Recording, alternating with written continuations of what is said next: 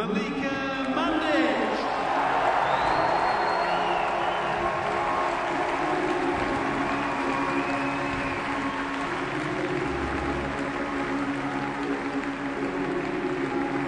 Kažu da trenira 2 puta dnevno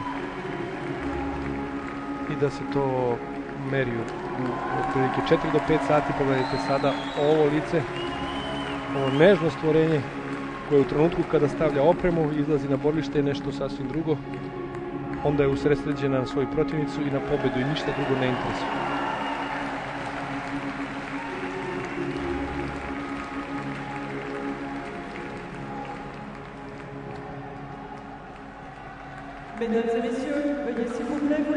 Oni samo najčvršći mislim da sada mogu ostati bez suza u očima i sačekati ovu himnu.